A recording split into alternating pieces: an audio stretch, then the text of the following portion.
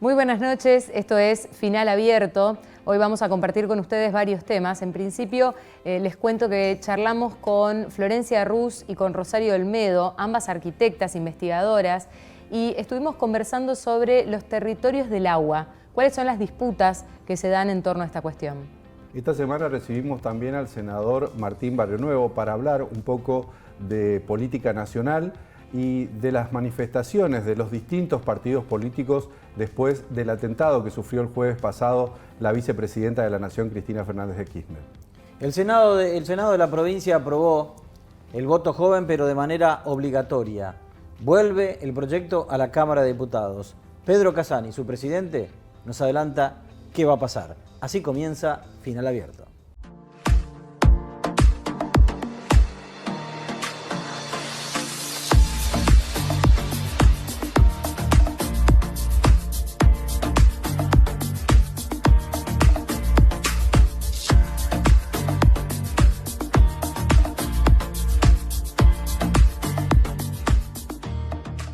El presidente de la Cámara de Diputados de la provincia es Pedro Casani, esta semana en Final Abierto. Con él vamos a estar hablando de distintos temas, uno de ellos lo que ha dejado la semana pasada con el tema de la paridad de género, pero lo que se viene en la Cámara, entre otras cuestiones, el voto joven, que viene ahora de senadores, pero con la modificación de que va a ser, de acuerdo al proyecto de senadores, obligatorio. Diputados había sancionado, pero de manera optativa. Pedro Casani, ¿qué tal? Hola Carlos, ¿cómo le va? ¿Cómo andan? Hola Pepe, ¿cómo estás? Bueno, jornada histórica, lo que pasó el miércoles anterior con la paridad de género, Sí, ¿no? sesión histórica. La verdad que fue una sesión histórica por lo que significaba la temática que íbamos a tratar y por todo un poco el entorno que se generó en función de esto. Corrientes era hasta el miércoles pasado una de las 3 provincias de Argentina que no tenía la ley de paridad. Tucumán, Tierra del Fuego y nosotros. Y la verdad que todo lo que significó la presencia de muchísima gente en la Plaza 25 de Mayo, el recinto absolutamente completo, lleno de militantes y de funcionarias, fundamentalmente mujeres del gobierno provincial, la propia esposa del gobernador de la provincia en el recinto, la presencia de funcionarias del gobierno nacional acompañando la sesión. Y dimos, digamos, la vicegobernadora de la provincia del Chaco, ¿no? Sí, y el vicegobernador de la provincia, y además con una connotación particular, apartándonos del reglamento, participaron en la banca, no votando obviamente, pero sí en la banca, senadores provinciales, senadora nacional, Valenzuela, y el diputado nacional Aguirre. Así que la verdad que fue una sesión emotiva, logramos concluir otra etapa más de lo que significa reconocer los derechos de la mujer y asegurar los derechos de la mujer en la participación de las listas legislativas provinciales y municipales. Y yo les refería antes de la sesión a algunos diputados que en el año 91, en la Cámara de Diputados de Corrientes, que estaba conformado por 26 legisladores, la presencia de la mujer en las bancas era 0. Eran 26 varones y 0 mujeres. Después vino la ley de cupo y algo recompuso. Al día de hoy, la Cámara de Diputados de Corrientes está compuesta por el 60% varones, 40% de mujeres. Por encima del cupo, pero por debajo de la paridad. Ahora, Perucho, preguntarte algo que muchos nos preguntamos, ¿no? ¿Por qué no antes? Y bueno, había, digamos, no había un entendimiento. Transformaron una jornada histórica. Sí, ¿Pero sí. por qué no lo hicieron antes? Y ¿no? porque las cosas se dan cuando se dan, Carlos. En los cuerpos colegiados no siempre uno tiene la posibilidad de avanzar pese al resto. Había algunos legisladores que no estaban del todo convencidos. Lo hablamos mucho durante todo este tiempo. Yo hasta el cansancio dije que no era un problema ni en lo personal ni de mi partido. Nosotros tenemos la paridad hace mucho tiempo. Tanto de cargos partidarios como representativos en la legislatura y en los consejos deliberantes. Pero bueno, hay cosas que por ahí no se puede. Y las cosas, digamos, tienen su proceso. Indudablemente llegó el momento, razón por la cual era cuestión de avanzar.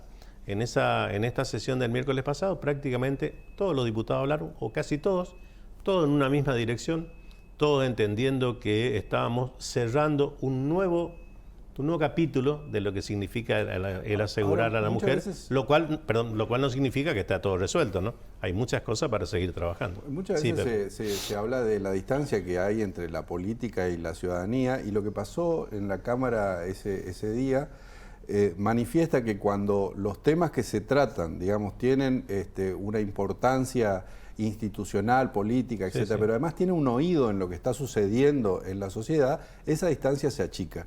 Entonces, ¿por qué nos cuesta tanto? ¿Por qué a los cuerpos colegiados les cuesta tanto prestar atención a eso que está sucediendo como debate social? Porque todo esto está sucediendo Sí, como sí. debate social y que excede Sin la duda. paridad, ¿eh? Yo por eso decía el miércoles, antes y después de la sesión, que eso fue una construcción colectiva de mujeres y de varones, porque en realidad de esto se trató.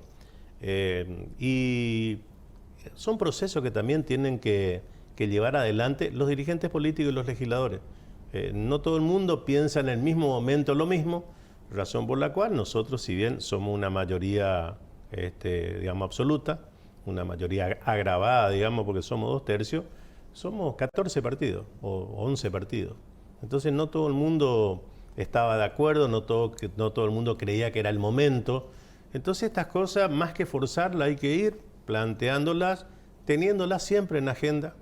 Y cuando las cosas se dan, ahí es donde hay que bajar el martillo. El momento, diputado? Entiendo que no es el caso de su opinión personal ni del sector que representa, pero en estos desacuerdos que había, ¿por qué no sería el momento? Mira, yo a fuerza de ser absolutamente honesto, debo decirte que hay espacios políticos que tienen un solo lugar en la grilla de candidatos. Y a veces ese temor de perder la oportunidad de poder ser parte de la lista, entonces encontrábamos alguna reticencia. Nadie dijo no, esperemos, veamos. Costó, de verdad que Espacio político, más bien una persona. Bueno, digamos, uno se hombre, ¿no? Claro, sí, naturalmente. Digamos, en esto, digamos, los presidentes de los partidos, la mayoría son varones. Entonces, por allí, bueno, no, pero ¿y si cuando se arma la lista próxima nos tocan un varón y, bueno, ¿cómo hacemos? De su espacio político. Eso O me dirás también es una mirada egoísta, desconfiar, obviamente que sí, pero pero bueno. también es desconfiar en la capacidad de sus propias mujeres, digamos. No, o es no habilitar difícil. directamente la participación en Sí, los pero espacios. yo no pretendo tampoco ser exégeta de nadie. Digo que esto un poco era, bueno, veamos, esperemos. Bueno, obviamente que cuando hay un reclamo de la sociedad, como bien vos decís, cuando la sociedad instala un tema, ustedes también, digamos, los periodistas ayudaron mucho a esto. Yo recuerdo que acá 3 reportajes que iba, 4 me preguntaban sobre la cuestión de paridad. No, pero que era natural. Si no hubiese sido la presión social, capaz que todavía no la teníamos. Yo confieso que me costaba mucho argumentar, porque yo estoy convencido que esto es así. E incluso yo en el final de la votación decía que no hay libertad plena si no existe una plena igualdad. Y esto es así. Esto es absolutamente así. Y ahora, Perucci, yo me crié con estos valores en mi casa, ¿no? De ¿Cuánto mi ha mamá y mi tenido papá. que ver la interna de la alianza gobernante también? No hay interna, no hubo interna. No hubo interna. Reconozco también que el gobernador, que fue el que propició, tuvo paciencia sabiendo que en algún momento esto se iba a concretar. Y lo presentó una vez y se mandó al archivo, porque no lo tratamos. Lo presentó por segunda vez, estuvimos más cerca, y bueno, lo tuvo que presentar por tercera vez. Y también el gobernador Valdés perseveró y tuvo paciencia porque incluso el gobernador ha sido legislador, ha sido concejal y ha sido diputado nacional, con lo cual sabe de los tiempos en estos cuerpos colegiados. Y hablando de los tiempos legislativos, ¿no? Ahora tienen el tema del voto joven. Vuelve a diputados. ¿Qué van a hacer? Allí vamos a tener Porque que... le han cambiado, ¿no? Del optativo Exacto. que aprobó diputados al Nosotros obligatorio. habíamos aprobado con una sanción por unanimidad, con media sanción por unanimidad, que los menores entre 16 y 18 años de edad tenían la facultad, como establece la ley nacional, de poder ejercitar su derecho al voto. Después de esto, digamos, lo enviamos al Senado, lo pasamos al Senado como Cámara Revisora. El Senado le introdujo una modificación sustancial, convirtiendo lo que nosotros habíamos votado de facultativo en una cuestión obligatoria. Esto fue el día jueves. Nosotros en la sesión del miércoles, si Dios quiere, vamos a darle ingreso al expediente, al proyecto, lo vamos a girar a la Comisión de Asuntos Constitucionales y Legislación General y vamos a trabajar un poco el marco de consenso. Yo particularmente estoy absolutamente convencido, creo que ya se lo dije, sí. Me parece, te lo dije a vos, Carlito, en su momento, debe ser facultativo, porque la idea de esta ley, junto, digamos, con el mismo objetivo de las nacionales, dar la oportunidad para que los jóvenes empiecen a familiarizarse con el tema político y aquellos que están tentados por ir a votar y a elegir puedan hacerlo. Pero el Código Civil, creo que en el artículo 136, si mal no recuerdo, ya me recibí hace mucho abogado y no ando ejerciendo, establece que los menores de 18, las personas de menos de 18 años son menores de edad. Razón por la cual creo que no es bueno, no es saludable imponerle una carga pública a un menor de edad. De hecho, las personas de menos de 18 años no pueden contraer matrimonio si no es con el consentimiento de sus padres, no pueden ejercitar actividad comercial a nombre propio, salvo que sean emancipados, no pueden conducir, no tienen autorización para conducir un vehículo, lo cual no significa que consideremos que son incapaces. Lo que digo es, las normas, las reglas, las leyes que regulan el régimen electoral no puede estar en descoordinación con el resto de las leyes. Ahí hay dos cosas, ¿no? Una política. Primero, sí. Ustedes, como salió la ley del proyecto de la Cámara de Diputados, tranquilamente tienen los votos suficientes como para poder insistir con su proyecto. Sí, digamos, es que todos votan de la misma manera. Exactamente. Sí, sí. ¿Y eso usted qué cree? Yo me animo a aventurar, digamos, por lo que voy conversando en estos días, que vamos a ratificar nuestra media sanción, convirtiéndolo en la ley en facultativa. Vos me dirás, ¿me asegurás? Bueno, no, pero yo creo que vamos a transitar por ese lado y vamos a tener seguramente los 2/3 y hasta me animo a decirte la unanimidad, porque en realidad la idea que existe en diputados es tratar de que todas estas normas, fundamentalmente las que tienen que ver con las cuestiones electorales, establezcan reglas de juego claras. Claro. El año que viene debemos contar con estas dos leyes ya implementándola en el voto de paridad, digamos la lista de paridad que vamos a tener el año que viene al momento de la integración de las listas para las elecciones de medio tiempo en la provincia de Corrientes, y también la del voto joven, porque incluso se puede llegar a dar una dicotomía si nosotros lo convirtiéramos en obligatorio. Hay localidades en Corrientes que están, de alguna manera, sus intendentes pertenecen al Partido Nacional que gobierna. Pasó el año pasado. Al Partido Justicialista. Votaron para Entonces convocan para las elecciones de medio tiempo en el mismo turno que las nacionales. Imagínate vos allí cómo va a ser si nosotros decimos que esto es obligatorio, que tienen la obligación de ir a votar. Y la ley nacional, que es la que cuando hay conjuntamente elecciones municipales con las nacionales, rige el Código Electoral Nacional. Entonces, ¿cuántos jóvenes que no vayan a votar en esa localidad van a estar infringiendo la ley? Entonces, me parece que la idea es armonizar con la nación, y repito, porque si no es como podría ser antojadizo, que por qué 16 años es obligatorio, ¿por qué no lo hacemos a los 14? Ahora, en esto otra vez, ¿por qué no lo hacemos a los 15? Juegan las diferencias entre Valdés y Colombia. Valdés ha dicho también que sea optativo, ¿no? Colombia que sea obligatorio. Yo no lo interpreto como una diferencia entre ambos. Creo que es una visión que legítimamente la pueden tener. Yo he conversado con los senadores provinciales, incluso en la oportunidad que viajamos a Jujuy para el Parlamento del Norte Grande, viajamos algunos diputados de distintos partidos y algunos senadores de distintos partidos. Bueno, estando allá, digamos, previa al ingreso al plenario, bueno, tomando un café y hablando, yo le planteaba esto, que todavía estaba en la cancha del Senado. Y había también opiniones disímiles entre ellos. Finalmente salió por unanimidad en el Senado, que es lo que suele ocurrir cuando son cuestiones complejas, bueno, terminan acordando. Pero con una salvedad ahí, porque la oposición dice ante la nada avancemos, pero la segunda parte de la pregunta era que esto lo que evidencia también es que hay problemas. No es problema. Digo, se generan problemas cuando uno está tratando leyes de este tipo donde, bueno, choca con esta otra norma, choca con esta. Entonces, nos está dando la pauta de que hay que hacer una revisión de fondo integral. Sin duda. Yo vengo señalando hace rato, perdóname, yo te interrumpí pensando que sí que hay diferencia en nuestra alianza. Sí, hay distintas opiniones, pero coincido contigo Porque el problema es que respecto a la cuestión electoral venimos metiendo parche desde hace no sé cuándo. Exactamente. Entonces yo el año pasado planteé que era necesario tratar de avanzar, es más, miento, en el 2020, que en marzo vino la pandemia y por supuesto que la agenda era otra. El año pasado era difícil avanzar porque era un año electoral. Este era un año propicio para poder comenzar a mirarlo. Yo creo profundamente que debemos hacer cambios respecto del Código Electoral Provincial.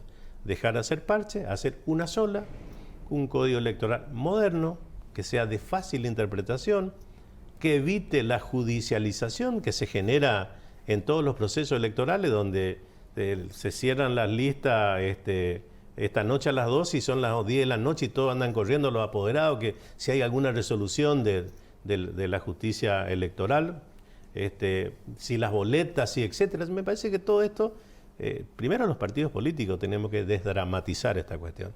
Reglas claras, estas son las reglas. Y la gente elige, la gente vota.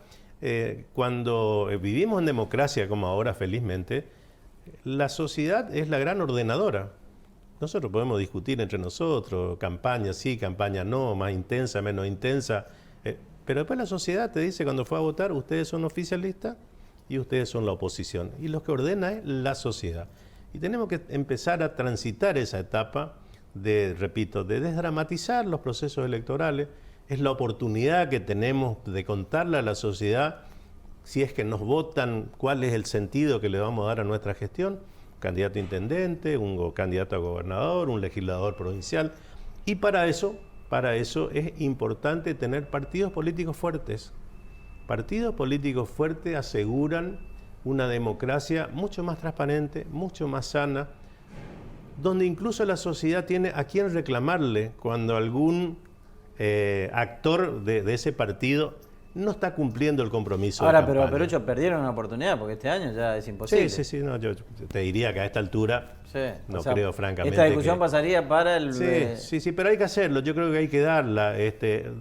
Me parece que es algo que estamos en deuda en ese sentido y tenemos que resolver en ese esquema, bueno, cuál va a ser el sistema de financiamiento de las campañas, cómo vamos a terminar votando con 57 boletas en el cuarto oscuro, con una sola boleta de papel, en algún momento voto electrónico. O sea, me parece que amerita este debate, no solamente de los partidos que tienen representación legislativa, con todos los partidos. Ahora, hablando un poco de lo que tiene que ver con ECO, ¿no?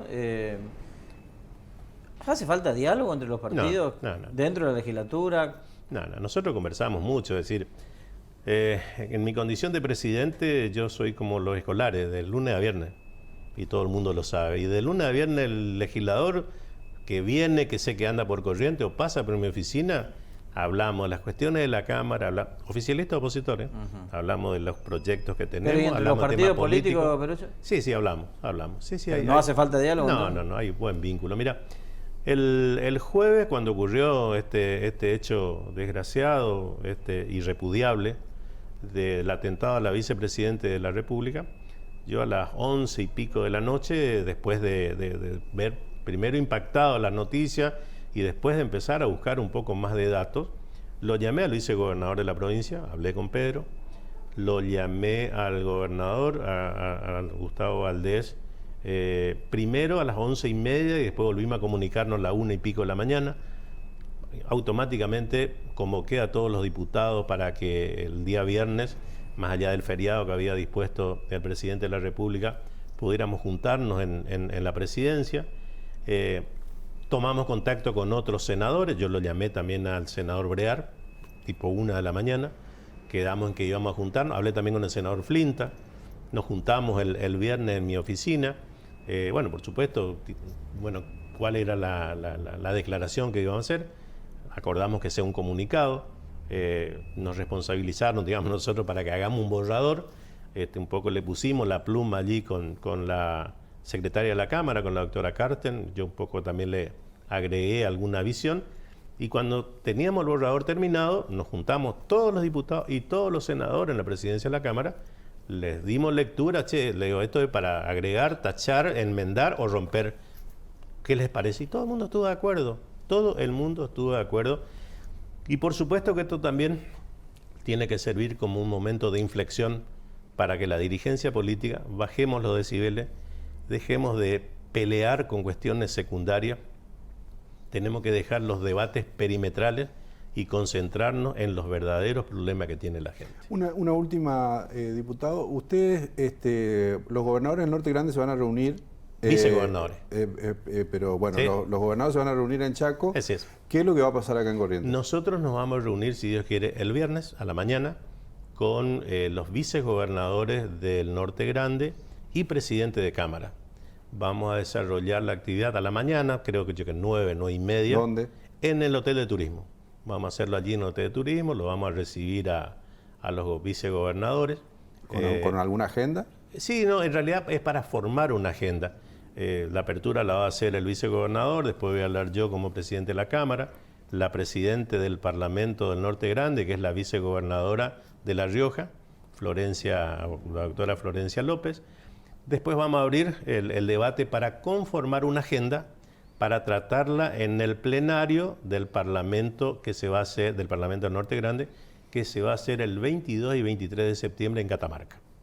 Así que vamos a recibir a todos los vicegobernadores del Norte Grande, lo cual entendemos nosotros que recién estamos participando en este plenario, en este Parlamento, que es una buena oportunidad para Corrientes de tratar de socializar la problemática que tenemos, ver cuánta similitud tenemos con la problemática de otras provincias del norte.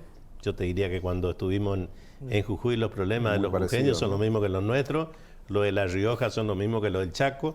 Entonces, ver si esto puede ser un vehículo interesante para comenzar a corregir algunas asimetrías, por lo menos. Nosotros, estando en Jujuy, tuvimos oportunidad, junto con el vicepresidente primero del Senado, el senador Henry Fick, de participar en una mesa, en una reunión cerrada, con el presidente de Vialidad Nacional, con el señor Patricio García, donde le planteamos, el primer problema era el de la Ruta 12 que conecta Salada con Corrientes. Tuvimos oportunidad también de hablar del puente Chaco-Corrientes y, por supuesto, yo no perdí la oportunidad de plantearle la cuestión del puente Goya-Reconquista o la Valle Avellaneda. Y fue una conversación muy franca, de ida y vuelta, donde al menos agendó cuáles son digamos, las demandas que tenemos de Corrientes en esa área. Al día siguiente se hizo presente el ministro Juan Mansur, que también, digamos, nos dio posibilidades de hablar. Digamos, como era una agenda bastante breve que iba a estar, eligieron un poco quién iba a hacer uso de la palabra previo a lo que cerraba esa parte del Parlamento, el ministro Mansur. Yo hablé en nombre de la provincia de Corrientes y, bueno, dejamos un poco plasmado, digamos, esto que tanto venimos hablando de federalismo hace, no sé, claro, 200, 300 años y que siempre queda, y que en realidad, digamos, esto ocurre porque los del interior permitimos. Y es hora de ponerse de pie. Es un raro fenómeno, Carlos, que digamos, todos somos provincianos hasta que parece que nos vamos a Buenos Aires. Después nos pasa lo mismo con el interior. Cuando nos vamos a Buenos Aires, como que, viste, se vuelven más porteños que los porteños. Pero bueno, es una buena herramienta, Pepe, y te agradezco que me preguntes porque, digamos, es una presencia importante. Para decirlo, que muy pocas veces dirigentes políticos también reconocen que hay una cuota aparte propia. Obvio. Y no siempre está fuera el asunto ese. Esto ocurre porque nosotros permitimos, mira, vos sumás, de 10 provincias, ¿cuántos senadores provinciales nacionales tenés allí? ¿Cuántos diputados nacionales son de estas 10 provincias? Lo que pasa es que después no votan en conjunto. Por eso digo, si nosotros tenemos este compromiso de que por encima de las pertenencias partidarias vamos a defender desde la conformación del futuro presupuesto a todas las leyes que nos hacen falta. Vamos al Congreso a defender los derechos de los habitantes, de los ciudadanos del norte argentino, que venimos postergados de hace décadas. La historia sería otra. Coincido con vos.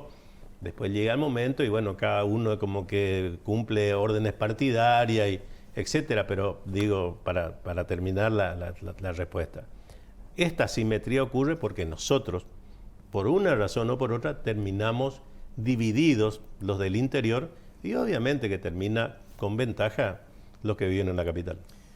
Pedro Casani, muchísimas gracias. Muchas gracias a ustedes. El presidente de la Cámara de Diputados de la provincia, Pedro Casani, esta semana en Final Abierto.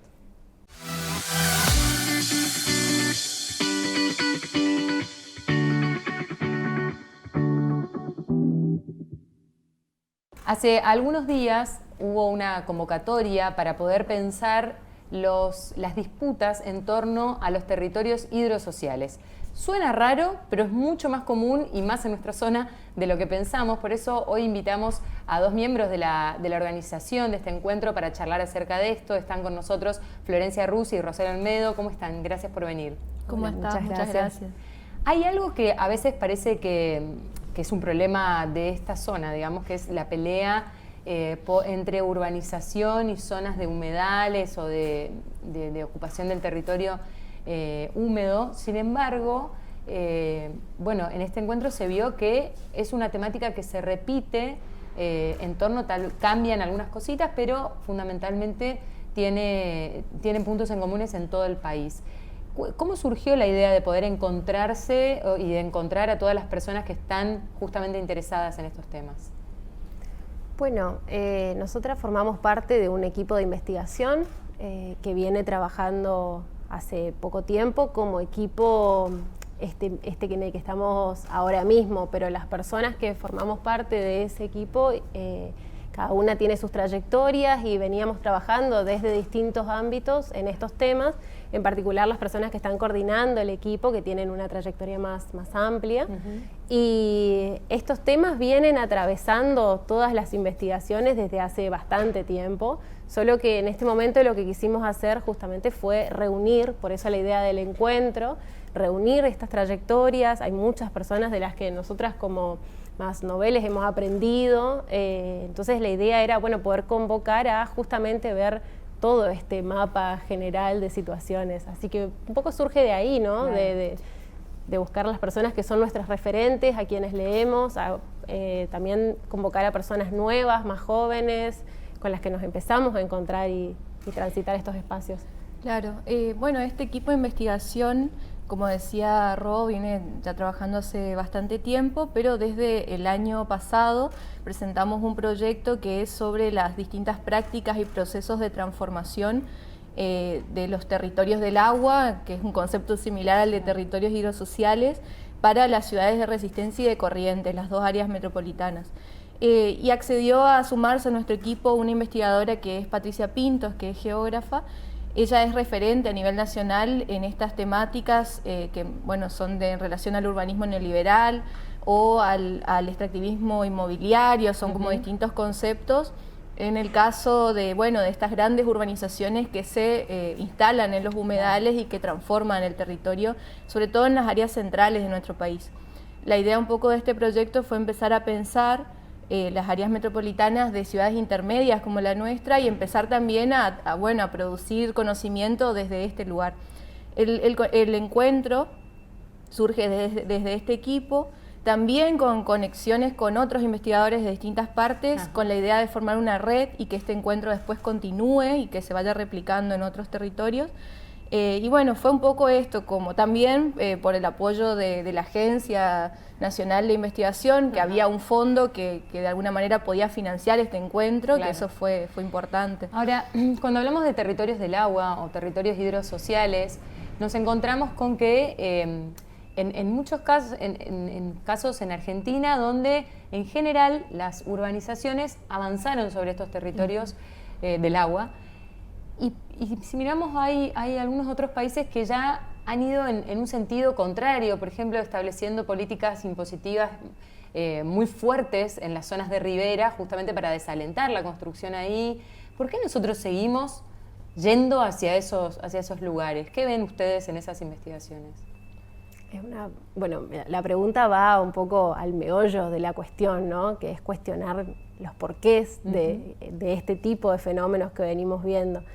Hay varios motivos, podríamos decir. Nosotras, como bien decía Florencia, estamos intentando develar y poder explicar los motivos más bien en clave local, qué está sucediendo en estos territorios, que no necesariamente explica todos los procesos. Tenemos unas dinámicas más bien macro que de alguna manera enmarcan todo esto, pero también hay unos procesos particulares de nuestra zona. Entonces, si pensamos lo macro, hay, por supuesto, en estas últimas décadas hay una revalorización del ambiente, de muchísimas luchas por la preservación del ambiente, por producir menos impactos, por colocar un límite a un sistema en el que se promueve avanzar como si todo fuera para siempre, no todos los recursos van a estar para siempre. Y bueno, desde ese lugar también hay, más allá de estas ideas que sostenemos, hay también una forma de cooptar estos discursos que es volverlos mercantiles. Entonces, por ejemplo, se promueve mucho el vivir junto a la naturaleza, con un matiz de discurso ambiental, pero que en realidad promueve mercantilizar y privatizar estos espacios, volverlos exclusivos para unas pocas personas. Entonces, se vuelve un poco confuso a veces para... cuando vemos publicidades, vamos viendo que se nos ofrece vivir en lugares que por supuesto son hermosos, todos quisiéramos que, bueno, tener un paisaje hermoso para ver por nuestra ventana, pero ahí este discurso que va permeando, pero que es cooptado, reitero, por muchos participantes del mercado que buscan hacer de eso algo que sea ecológico, sustentable, todas aquellas palabras que consideraríamos buenas, ¿no? Claro. Y que de repente lo que buscan hacer es incorporar tierra que en principio no debería estar en el mercado, por ejemplo, tierra pública, tierra que ha sido, o que quizás en principio no era pública, pero que por ejemplo fue expropiada, fue mejorada, fue, digamos, fue parte de un proceso de inversión estatal para poder preservar y vuelve a querer ser cooptada. Entonces, eso podríamos decir que es como la dinámica más bien general de buscar poner un manto de ecológico, ambiental, sustentable para incorporar tierra al mercado. Tierra que en principio estaría fuera o porque es baja, por ejemplo, entonces tendría a priori un precio muy bajo y es incorporada para explotar su rentabilidad, ¿sí? Se produce una operación de intercambio, ¿no? Claro, uno compra un suelo muy barato, que es o porque tiene riesgo hídrico, o porque se la compra el Estado, o porque la negocia de alguna manera, y luego la vende muy cara, la vende para producir una sobreganancia en función de todo este discurso ambiental. Ese es como el proceso más clásico. Nosotros lo estamos viendo en nuestros territorios, pero además con sus particularidades. Claro, ¿no? agrego la pregunta por el momento particular que estamos viviendo, que es un momento de sequía o más bien de bajo riesgo hídrico, sí. Que es el momento además donde florecen estos espacios en venta y demás, ¿no? Sí. ¿Cómo ven el caso particular en todo caso de esta zona? Bueno, nosotros un poco pensando, ¿no?, en el contexto que estamos viviendo hoy, la idea es pensarlo desde una perspectiva histórica, o sea, pensar sobre todo, como decía Rosario, esto no sucede porque sí, o sea, hay sobre todo un rol desde el Estado, ¿no?, en relación a las políticas que se han implementado históricamente. Por eso también el concepto de territorios hidrosociales, pensar cómo en un territorio donde el agua tiene un rol fundamental, sea por la escasez o por la abundancia o por sus ciclos y sus dinámicas, es un actor más. O sea, nosotros lo pensamos incluso en la producción de ecosistemas y todo, al agua como un actor, un agente más en la producción del territorio. Entonces ahí es donde nosotros vemos que es necesario pensar cómo se han implementado una serie de políticas donde juega un rol central estos discursos que han sido los que han permanecido en el tiempo. Por ejemplo, el que ha impuesto la necesidad de ciertas obras o cierta forma de resolución de los problemas que muchas veces genera nuevos problemas. Ahí, por ejemplo, está esta cuestión de ciertas políticas que han posibilitado este crecimiento a partir de clubes de campo, en el caso de Corrientes, que ya vienen desde comienzos del siglo, desde el 2000, y bueno, otras políticas que han sido la construcción en el caso de resistencia de las defensas. O sea, son políticas tal vez que tienen como o se desarrollan a partir de estos discursos de control de la naturaleza. Y bueno, de a poco se está cambiando esta perspectiva. Sin embargo, sigue presente, es fundamental ver eso. Claro. En relación a esto que vos preguntabas de los momentos, por eso es importante esta reconstrucción del proceso, ¿no? Ver qué fue pasando en los distintos momentos del territorio, ¿no? Y en esta combinación que vamos buscando hacer de ver no solo qué pasó con la dinámica natural del territorio, que nosotros vemos que es cíclica, esto ha sido ampliamente demostrado.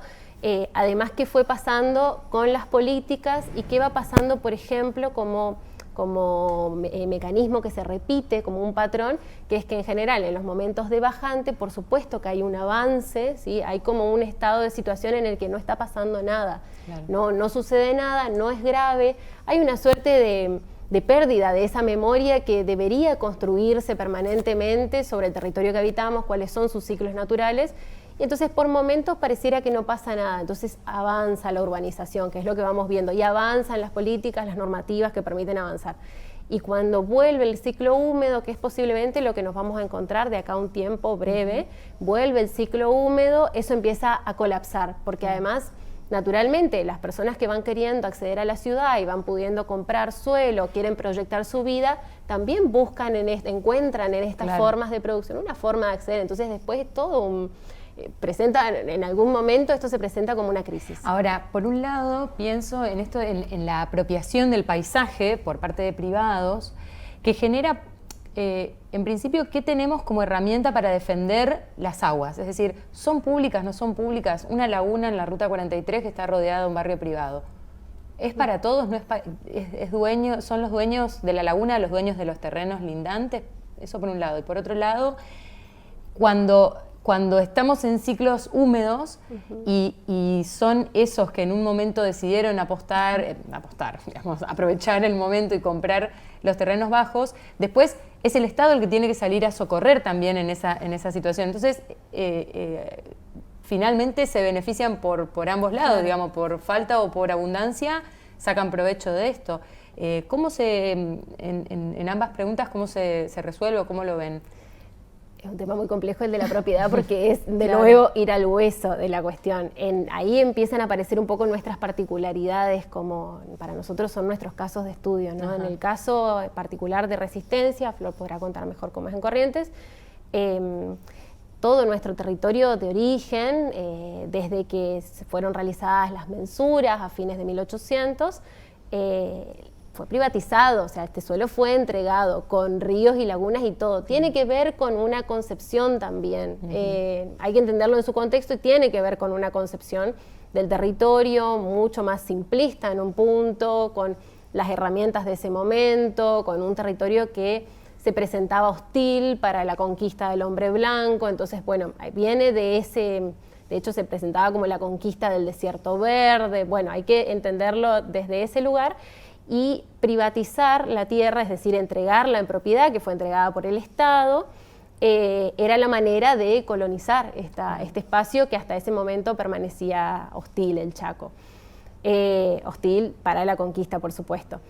Entonces, mediante esa entrega de tierra se consolida una situación que estamos viendo hoy, las consecuencias. Claro. Los ríos, en general, a ver, el Código Civil de Vélez Sarsfield establecía que los cursos de agua pertenecen al dominio público. Esto, ya en ese momento, claro. Cuando esto sucedió, eso estaba vigente. Entonces, también hay que entender que nuestros ríos de llanura, por su configuración física, voy a hablar en particular de los ríos Negro, Arazá, Tragadero, su configuración meandrosa que va dejando paleocauces, no tiene un único curso, no es una línea que podamos dibujar sobre el plano. Eso fue representado de esa manera y fue entregado así en las mensuras. Entonces hay mucho de ese río que quedó invisibilizado. Quedó dentro de tierra pública que directamente no se representó, que eso contenía lagunas, paleocauces, zonas bajas.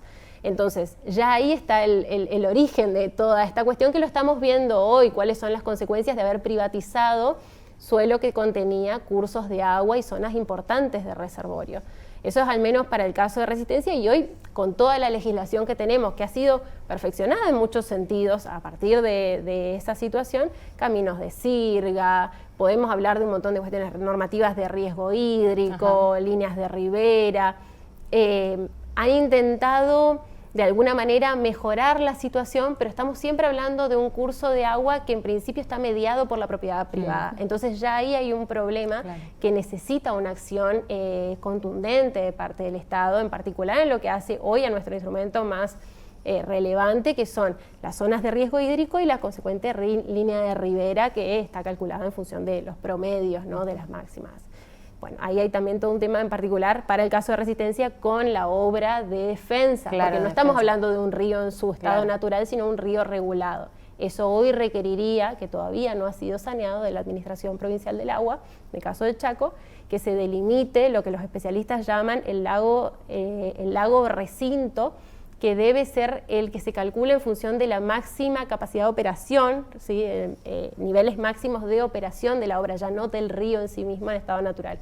Y eso no ha sido delimitado, entonces vamos avanzando en un estado que realmente es de incertidumbre. Claro. Todo lo otro se hizo, eso no se delimitó, que eso es lo que deberíamos preservar para poder garantizar que ante un evento, sobre todo de combinación de crecientes y de precipitaciones, un espacio pudiera quedar de reservorio para que no afecte otras áreas. Importantísimo. Eso, por ejemplo, es una deuda en el caso del Chaco en particular. Y en el caso de Corrientes, Florencia, ¿cuáles son las disputas más importantes que vemos hoy? Bueno, es muy similar a lo que contaba Rosario en relación al caso de Resistencia, con el atenuante de que, bueno, nuestra ciudad es una ciudad colonial, o sea, tiene una historia mucho más larga y en el proceso de distribución de la tierra fue muy particular también. Y tiene como, bueno, muchas similitudes en relación a esta contradicción que comentaba Rosario en relación a la propiedad privada y los nuevos fundamentos jurídicos ambientales que realmente se están peleando no hace tantos años. Esa por ahí es una de las cuestiones, siempre ha primado y continúa primando o dominando la lógica de la propiedad privada por sobre otras cuestiones, como lo que por ahí son los conceptos que hoy se hablan de bienes comunes, de colectivos ambientales. Hoy se está discutiendo y hay muchas organizaciones y asambleas que están peleando desde ese lugar, pero la realidad es que es reciente frente a este paradigma que ha primado y que continúa, ¿no?, en muchas de las políticas. En Corrientes, por ahí los conflictos más latentes tienen que ver también con estas condiciones. Corrientes es una ciudad en relación a Resistencia que está más alta y las problemáticas de riesgo hídrico son diferentes. Hay mucha escasez en cuanto a legislación ambiental en relación al riesgo hídrico. El Instituto Correntino del Agua y el Ambiente no tiene ninguna normativa sobre el riesgo hídrico más allá de lo que es el Código de Aguas y la definición de líneas de ribera para algunos sectores. Sin embargo, hay muchos problemas en los cuales el control ambiental, nos vemos con estos conflictos que han ocurrido sobre todo en la pandemia, con lo que fue la reserva de Laguna Brava, que es una reserva que se logró en el 2012, sin embargo es la zona de mayor desarrollo de barrios privados o clubes de campo y que ha tenido una problemática, hay muchos investigadores que están trabajando con ese tema de canalizaciones, rellenos y con unas condiciones bastante irregulares, informales, casi por ahí cuando cuestionamos a los asentamientos, peor inclusive porque acá estamos hablando de grandes daños ambientales, ¿no?, para un área mayor y sin pensar en esta memoria histórica porque todos los que son estos barrios que están creciendo hacia estos sectores Santa Ana, lo que es Laguna Brava, están en una zona alta, pero que forma parte de la cuenca del Riachuelo y que está vinculada a las inundaciones del 2016. Entonces, frente a este crecimiento que está de alguna manera descontrolado, la pregunta es qué va a ocurrir frente a futuros momentos críticos.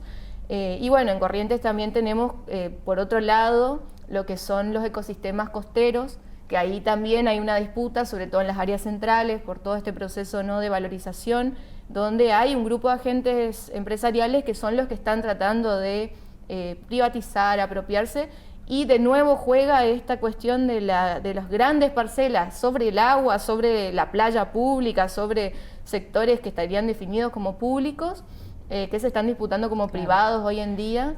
Y bueno, esa es un poco la situación de Corrientes. Florencia y Rosario, muchísimas gracias por habernos acompañado y poner siempre algunas cuestiones allí sobre este tema. Muchas gracias. Muchas gracias por invitarnos. Vivimos entre orillas y nos preguntamos hoy a quién le pertenece nuestro paisaje.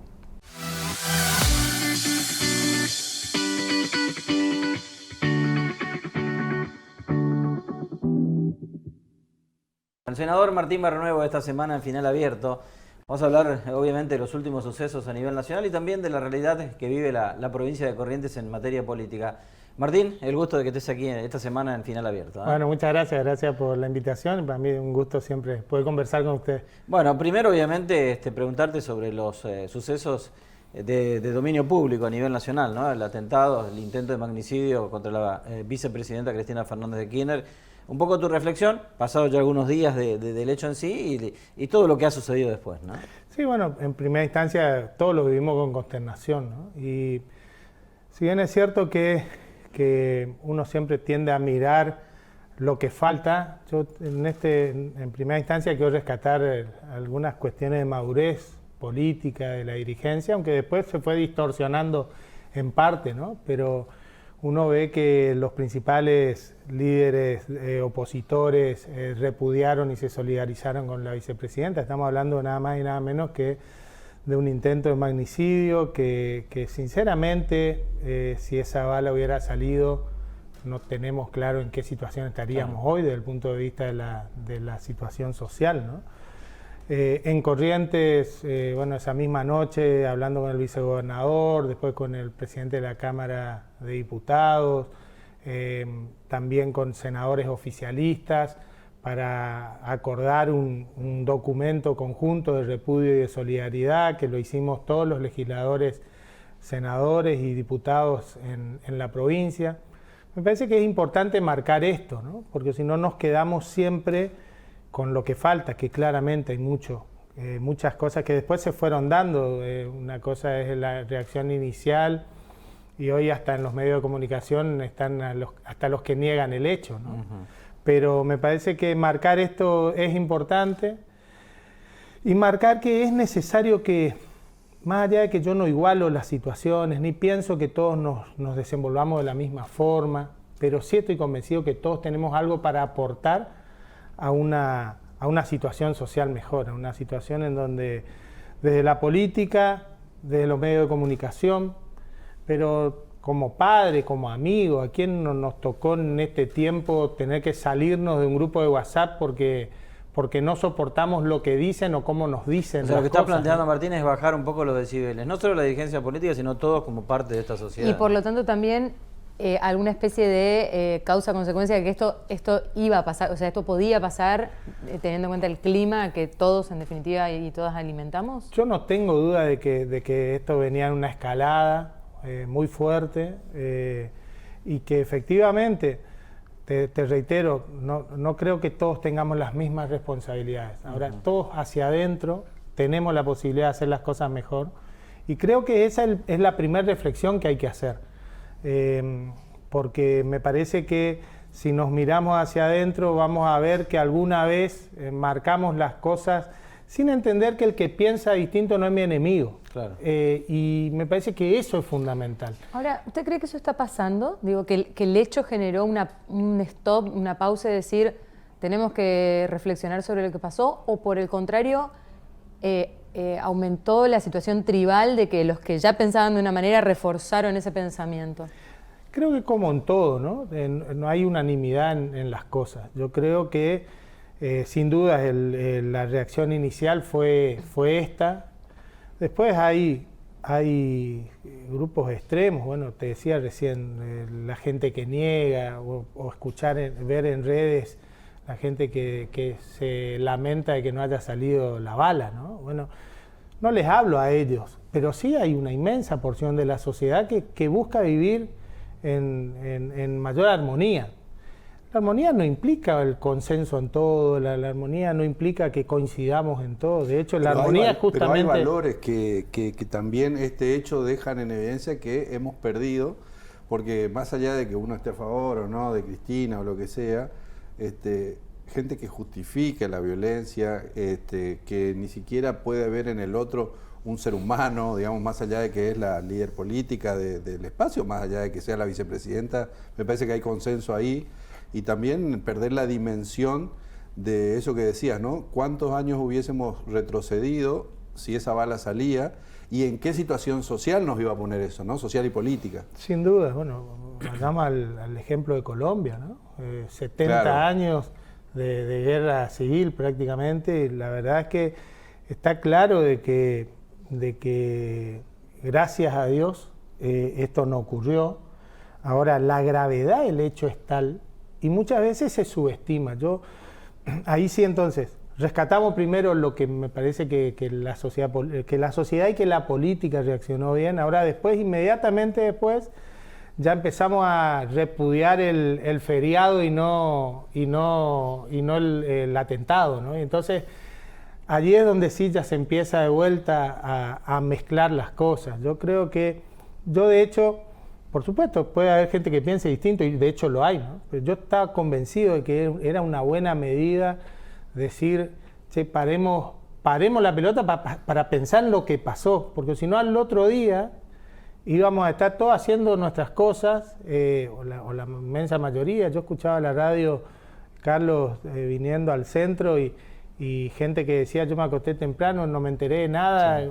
Bueno, la verdad es que también generó un ámbito para una movilización extraordinaria y pacífica de una parte de la sociedad, seguramente. Claro, porque no también toda. Es cierto que eso es una mirada muy porteñocéntrica, porque acá la gente, si no tenía la responsabilidad de ir a trabajar o la obligación, no lo hizo. Pero si no, hizo la vida de todos los días, digamos, ¿no? O sea, una decisión, al menos podría someterse a una reflexión también, digo, es decir, tomar una decisión como esa basada en un evento que sin duda fue grave, pero en una noche que al otro día la gente se levantó sin saber también qué estaba pasando. Yo ahí lo que digo es lo siguiente. ¿Tranquiliza o juega en contra? Yo ahí al lo final, que digo es digamos? lo siguiente, porque siento que todos tenemos para opinar, pero en algún punto hay que tomar una decisión sobre un hecho absolutamente extraordinario. Sin duda. No hay un manual de misiones y funciones de cómo vamos a reaccionar ante un magnicidio, ¿no? Entonces, la realidad es que me parece que, en mi opinión, fue algo que había que hacer, se podía haber hecho de otra forma. También, ahora lo que no podemos hacer es estar discutiendo sobre el feriado y no sobre el atentado, Martín, ¿no? salgamos a la discusión del feriado, digo. ¿Pero no faltó en el discurso de Alberto Fernández una convocatoria a los dirigentes de la oposición para que todos juntos se manifiesten? Yo siento que sí. O sea, a mí me da la sensación de que se perdió una oportunidad. Siento, ¿no? que era la oportunidad de convocar a todos.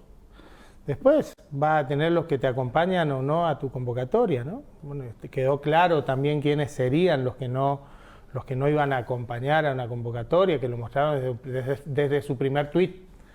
Pero yo creo que sí, se pudo haber hecho una convocatoria mucho más amplia, no necesariamente en las calles. Me parece que la gente quería poder ir a manifestar y fundamentalmente los vinculados a nuestro espacio político, pero creo que una reunión con los principales líderes políticos, con los expresidentes, incluido el expresidente Macri, me parece que hubiera sido algo importante. ¿Sabes por qué además digo, abonando lo que te preguntaba Martín, que uno la primera imagen que ve de respuesta desde el Senado de la Nación, lo ve a Cornejo, lo ve a Carolina Lozada, lo ve a Naidenov, todos juntos con los senadores del Frente de Todos. Me parece que esa fue una muy buena primera imagen.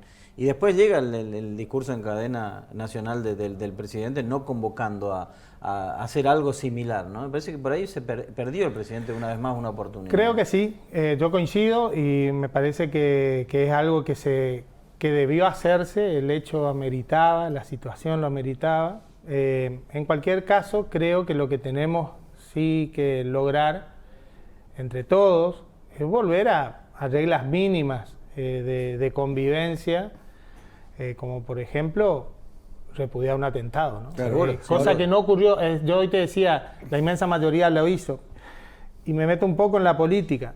El radicalismo actuó de una forma y el PRO de otra. Sí. Totalmente. Bueno, y dentro del PRO inclusive de distinta manera. Dentro del PRO también. Incluso dentro del PRO, pero su presidenta, sí, Patricia Bullrich, Patricia Bullrich, de una manera muy distinta, incluso en Corrientes también. El gobernador actuó de una manera, me parece, muy adecuada, distinto a lo que hicieron en Jujuy y en Mendoza.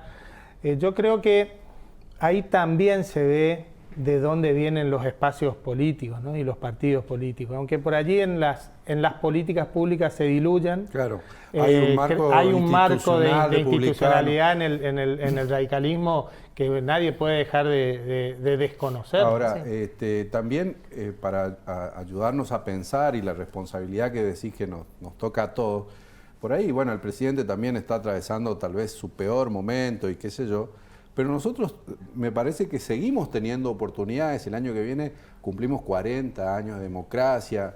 ¿Y cuál crees vos que puede llegar a ser el escenario? Saquemos, ya el presidente, como dice Carlos, perdió una oportunidad de oro, pero el resto, la clase política, ¿cuál crees vos que puede llegar a ser el ámbito en el cual se pueden sentar todos los sectores a discutir de nuevo o a rediscutir prácticas mínimas, objetivos mínimos, convivencia mínima para que este clima empiece a ceder un poco? Porque además estamos entrando en un año electoral. Yo te puedo responder en lo personal, que es lo que hicimos esa misma noche, llamándole al vicegobernador, llamándole al presidente de la Cámara.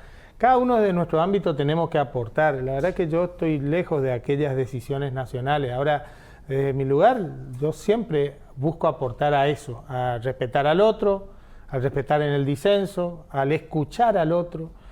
Me parece que el diálogo es clave. Muchas veces nos pasa que cuando empezamos a discutir con el otro, en realidad estamos esperando que el otro se calle para decir lo que pensamos, sí, pero en ningún momento lo escuchamos. Claro, son monólogos, no son diálogos. Entonces estamos esperando que el otro se calle para decir sí, pero, o no, pero, y entonces... y creo que eso lo podemos hacer. Nosotros en Corrientes mostramos la posibilidad de... Mirá que el día anterior estuvimos discutiendo en el Senado. Discutimos la cuestión de que no nos dejaron convocarlo al ministro de Hacienda para que dé explicaciones respecto de la mega estafa en Corrientes.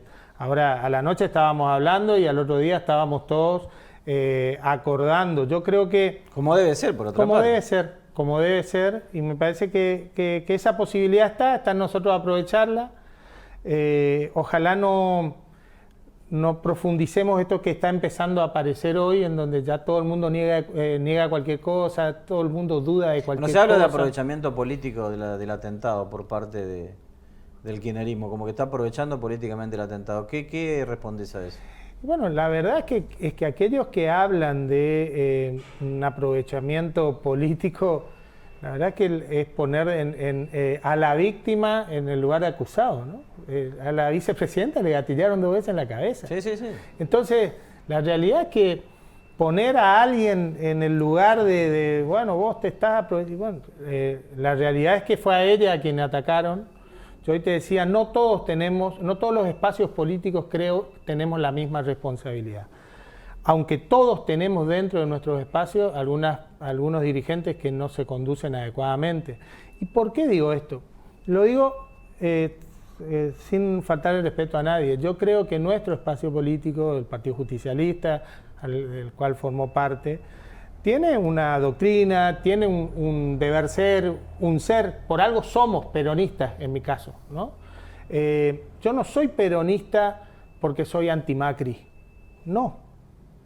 Yo soy peronista porque sigo su doctrina y creo en la justicia social. Y ahora, creo sí que hay muchos espacios políticos que se han construido como anti-peronismo antes y hoy devenido en anti-kirchnerismo. Y allí entonces sí, naturalmente surge de su génesis una situación de desprecio, en algunos casos odio, lo que no implica que nosotros no tengamos cosas para corregir, pero yo no pongo a todos, porque creo que en la génesis del armado de los espacios viene de lugares distintos, ¿no? Martín, una cortita, ¿no? Ya en el cierre. ¿Puede ser Cristina Fernández de Kirchner candidata a presidente el año que viene? Por supuesto que puede ser. Yo creo que todos aquellos que piensan en jubilar a una... Sí, eso es imposible. Es imposible. ¿Pero ¿no? la apoyarías o no? Si es la candidata del Frente de Todos, sin duda. Es cierto que creo que nosotros tenemos que ser capaces de darle una propuesta al electorado que sea más amplia, ¿no? Cristina creo que es la gran electora de nuestro espacio político, es la conductora de nuestro espacio político. Aún los que le criticamos algunas cosas, sabemos que es así. Ahora fue ella la estratega del armado del Frente de Todos, que tuvo una potencia electoral que luego no supo aprovechar en la gestión de gobierno como coalición de gobierno. Y creo que nosotros tenemos que empezar a aprovechar las cosas que se están haciendo bien. Hoy se publicaban 12.700.000 puestos de trabajo registrados en la Argentina, el récord histórico. Se generaron en junio 60.000 puestos de trabajo, 31.000 son del sector privado asalariado, 56.000 del sector privado. Me parece que junto con las medidas que viene tomando Sergio Massa, con la estabilidad cambiaria, incluso con una fuerte reducción en el inicio de semana, y en la medida que pongamos un ancla en la inflación, tenemos que ser capaces de proponer a la sociedad algo que efectivamente nos lleve a lo que nosotros soñamos, que es la justicia social. Martín, muchísimas gracias. Por favor. El senador Martín Barrionuevo, esta semana en Final Abierto.